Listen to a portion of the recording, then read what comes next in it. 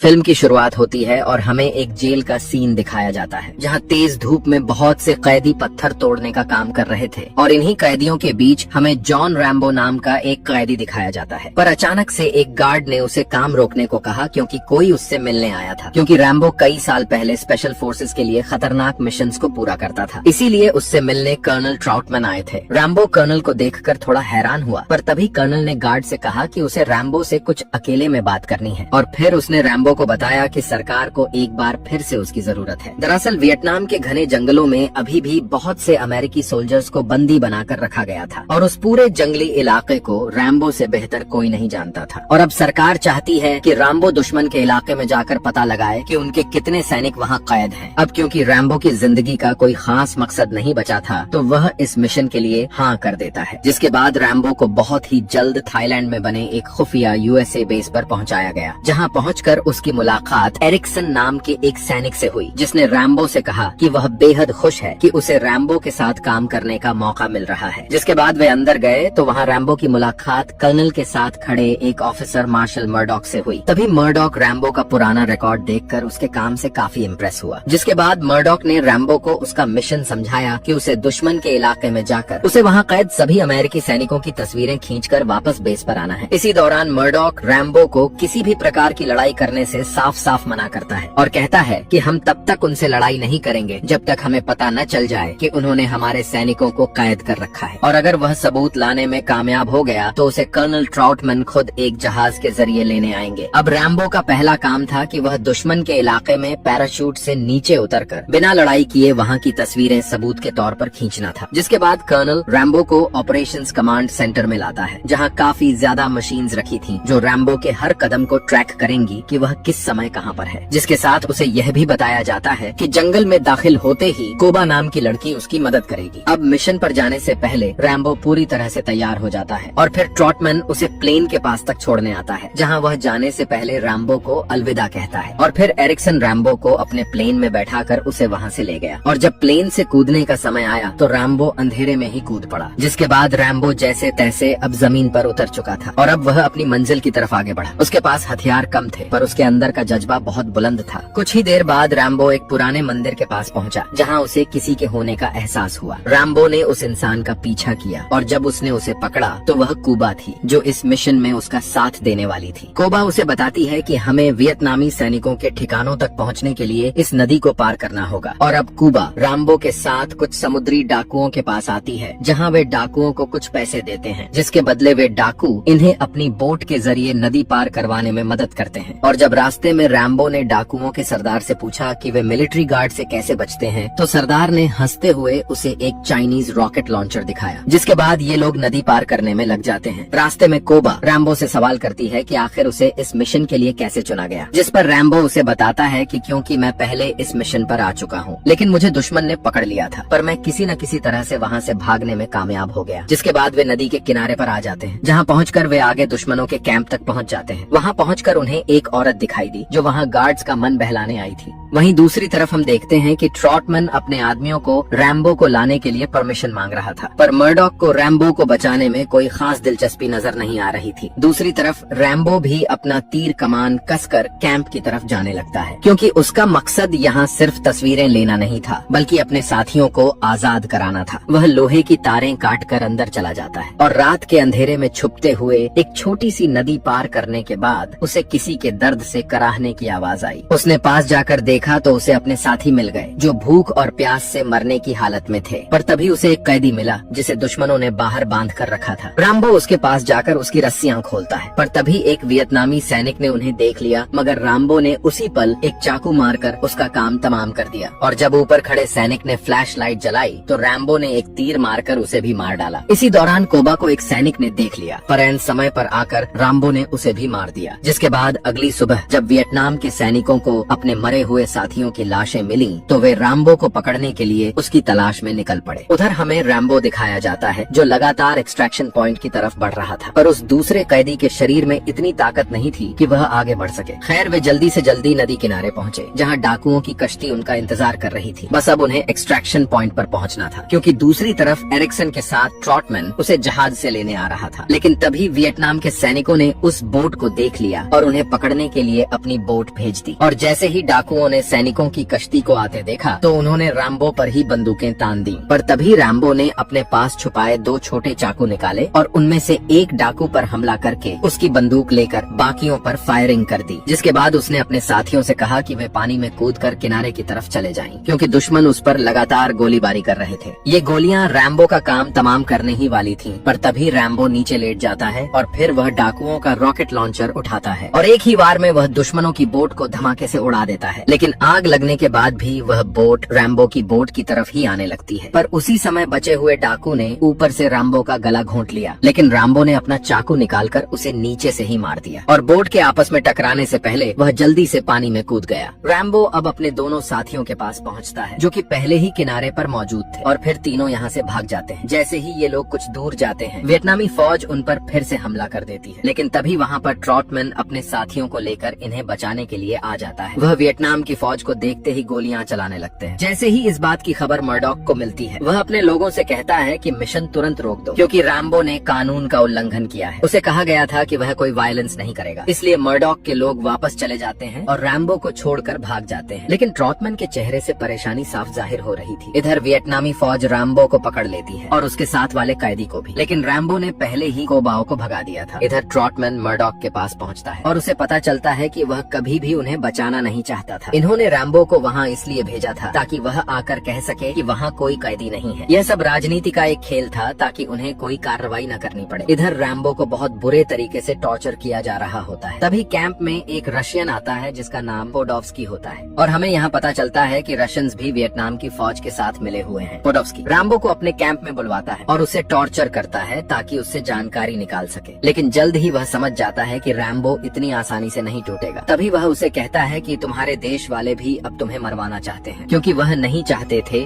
कि तुम किसी भी कैदियों के बारे में जानकारी दो, इसीलिए वह यहाँ से वापस चले गए थे। फिर वह कहता है कि तुम अपने हेडक्वार्टर को कॉल करो और उन्हें मेरा आदेश दो, लेकिन रैम्बो इनकार कर देता है। फिर वह उस कैदी को लेकर आता है जो रैम्बो के साथ भाग रहा था। वह धमकी देता है कि अगर रैम्बो ने बात नहीं मानी तो वह उसे मार देगा। रैम्बो मजबूरन मान जाता है। फिर वह रेडियो के जरिए मर्डॉक को कॉल करता है, लेकिन तभी रैम्बो देखता है कि कोबाओ वहाँ आ चुकी है और उसके हाथ में एक बंदूक भी होती है। रैम्बो मर्डॉक से कहता है कि मर्डॉक मैं बहुत जल्दी आ रहा हूँ और मैं तुम्हें खत्म कर दूंगा। यह कहते ही रैम्बो इधर इन पर हमला कर देता है। नीचे से कोबाओ भी गोलियां चलाने लगती है, लेकिन पोडोव्स्की वहाँ से बचकर निकल जाता है। फिर रैम्बो बाकी लोगों को भी मारकर भागने लगता है। थोड़ी देर बाद कोबाओ उसके साथ मिल जाती है। दोनों जंगल के रास्ते से भाग रहे होते हैं, लेकिन अब पूरी फौज उनके पीछे होती है। थोड़ा दूर जाने के बाद कोबाओ देखती है कि रैम्बो के शरीर पर जख्म लग गया है। वह उसके जख्म पर मरहम लगाती है। यहीं वह रैम्बो से अपने प्यार का इजहार करती है और कहती है, क्या तुम मुझे अपने साथ अमेरिका ले जाओगे? रैम्बो उसे हाँ कहता है और दोनों एक दूसरे को किस कर लेते हैं। कोबाओ बहुत खुश होती है। जब वे वापस जाने की तैयारी कर रहे होते हैं तब अचानक वहाँ एक सिपाही आ जाता है और अंधाधुंध गोलियां चलाता है। कोबाओ को काफी गोलियां लग जाती हैं और वह जमीन पर गिर जाती है। रैम्बो गुस्से में सिपाही को मार देता है और कोबाओ के पास जाता है। कोबाओ अपनी आखिरी सांसें ले रही होती है और रैम्बो से कहती है, मुझे भूल जाना। रैम्बो कहता है, कभी नहीं, और इतना कहकर कोबाओ मर जाती है। रैम्बो दुख और गुस्से से भर जाता है। फिर वह दुश्मनों का शिकार करने निकल पड़ता है। वह चुपके से वियतनामीज और रशियन सैनिकों को मारना शुरू कर देता है। उन्हें पता भी नहीं चलता। रैम्बो उनके पीछे से आता है, उन्हें मारकर गायब हो जाता है। फिर रैम्बो बम वाले तीर भी इस्तेमाल करता है और जहाँ भी सैनिकों का समूह देखता है वहाँ तीर छोड़ देता है, जिससे सबके चिथड़े उड़ जाते हैं। रशियन का एक हेलीकॉप्टर रैम्बो को ढूंढ रहा होता है। हेलीकॉप्टर वाले रैम्बो को देखकर बम गिरा देते हैं, लेकिन रैम्बो पानी में छलांग लगाकर बच जाता है। फिर हेलीकॉप्टर वाले पानी में गोलियां चलाने लगते हैं, लेकिन रैम्बो को मारना इतना आसान नहीं है। वह चुपके से हेलीकॉप्टर के अंदर घुस जाता है। पहले गनमैन को मार देता है, फिर पायलट को भी खत्म कर देता है। फिर रैम्बो खुद हेलीकॉप्टर उड़ाकर कैंप के पास ले आता है। वह सभी सैनिकों का कैंप उड़ाकर कैदियों को छुड़ा देता है और सबको हेलीकॉप्टर में बिठा देता है। लेकिन अभी भी कुछ रशियन सैनिक जिंदा होते हैं जो रैम्बो पर हमला करते हैं, लेकिन रैम्बो सबको खत्म कर देता है। सभी कैदी बहुत खुश होते हैं। रैम्बो जब सभी कैदियों को हेलीकॉप्टर में बिठाकर निकलने लगता है तब पोडोव्स्की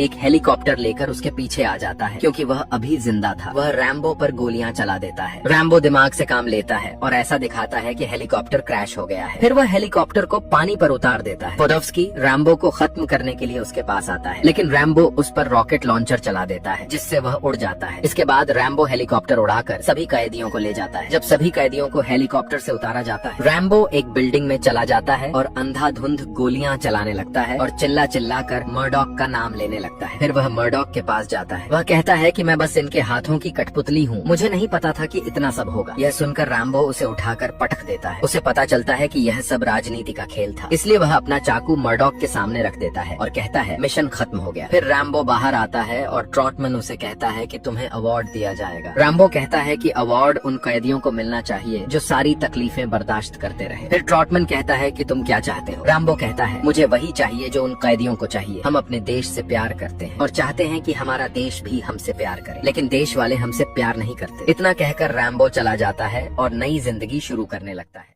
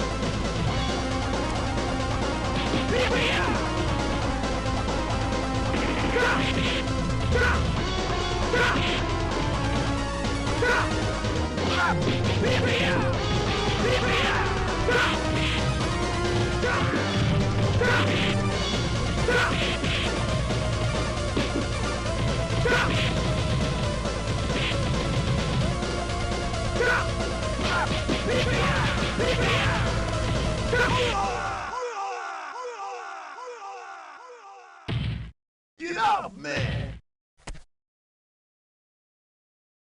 Hey!